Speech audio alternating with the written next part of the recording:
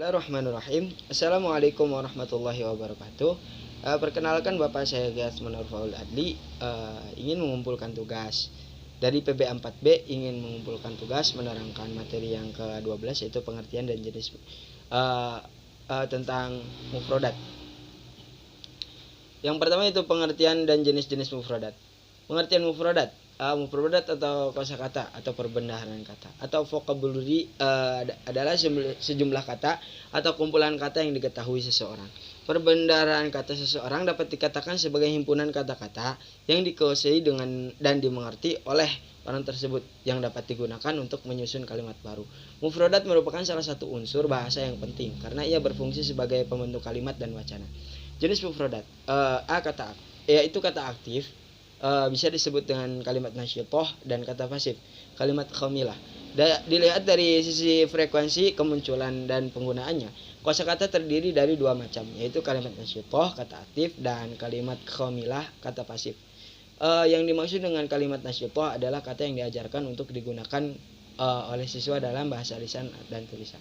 Sedangkan kalimat khamilah adalah kata yang diharapkan dapat dipahami siswa ketika mereka membaca atau mendengarkannya, tetapi tidak untuk digunakan dalam bahasa percakapan atau tulisan sehari-hari. Dengan kata lain, kalimat nasyitoh diajarkan untuk digunakan, sedangkan kalimat khamilah diajarkan untuk sekedar pemahaman.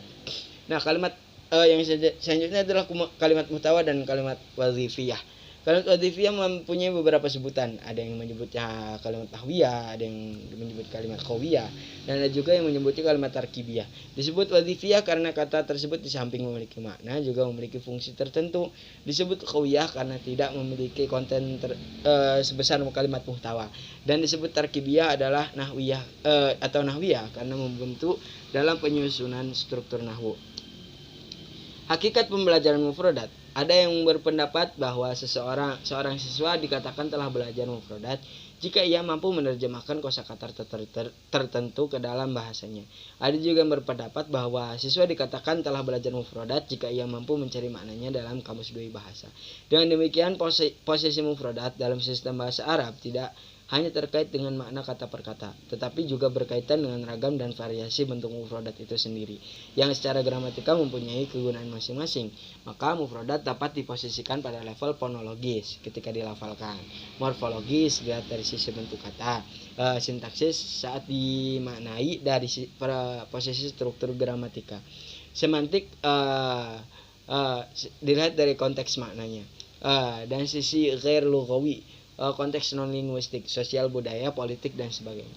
Jadi mufrodat itu termasuk unsur bahasa yang penting dan tidak boleh dipandang sebelah mata dalam proses pembelajaran bahasa Arab. Tujuan pembelajaran mufrodat dengan demikian dapat diarahkan kepada mengenalkan kosakata baru baik dalam teks tertulis, qiraah maupun dalam wacana lisan, istimak. Melatih siswa untuk melafalkan mufrodat dengan baik dan benar, memberikan makna mufrodat dengan cara yang tepat, baik makna leksikal maupun makna gramatika yang sesuai dengan konteksnya. Melatih siswa untuk menggunakan kosakata tersebut dalam kalimat sempurna dan kontekstual. Teknik dan langkah-langkah pembelajaran mufrodat. Yang pertama, teknik pembelajaran mufrodat menyertakan benda atau barang yang dimaksud, gambar, gerakan, konteks, sinonim, antonim, definisi, dan terjemah. Teknik dan langkah-langkah pembelajaran mufrodat. Langkah-langkah pembelajaran mufrodat. Yang pertama, guru mengucapkan kata dan siswa mendengarkannya. Sebaiknya pengucapan itu dilakukan lebih dari satu kali, 2 atau 3 kali lah, sesuai dengan kompleksitas kata. Yang kedua, guru menuliskan kata di papan tulis dengan harokat lengkap. Yang ketiga, guru menjelaskan makna kata dengan cara yang paling sesuai dengan jenis kata tersebut. Yang keempat, guru menggunakan kata tersebut dalam beberapa kalimat sempurna agar siswa memahami makna dan fungsi gramatikanya. Di antara kalimat yang dijadikan contoh sebagai yang dimuat dalam teks yang akan diajarkan, siswa menirukan pengucapan beberapa kalimat tersebut secara bersama-sama, kemudian secara kelompok, lalu secara individual. Yang keenam, guru membimbing siswa cara menulis kata tersebut, lebih-lebih kalau kata itu memiliki tingkat kesulitan penulisan. Yang ketujuh, guru menulis makna kata dan kalimat yang membantu menjelaskan makna di papan tulis. Yang kedelapan, siswa menulis kosakata baru yang sudah ditulis di papan tulis. Yang sembilan, yaitu siswa menulis kata, arti kata, dan contoh kalimat di buku masing-masing. Tes penguasaan mufradat. Secara umum, tes penguasaan mufradat dapat diarahkan pada dua hal, yaitu tes penguasaan mufradat yang bersifat pasif, reseptif, dan tes penguasaan mufradat yang bersifat aktif produktif. Tes jenis pertama bertujuan untuk mengukur tingkat pemahaman siswa terhadap arti mufradat tanpa disertai kemampuan untuk menggunakannya.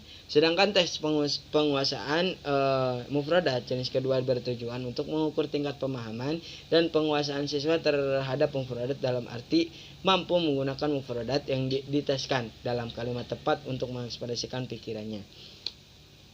Sekian, terima kasih Bapak penjelasan dari saya tentang materi yang ke-12 ini. Terima kasih telah mendengarkan dan wassalamualaikum warahmatullahi wabarakatuh.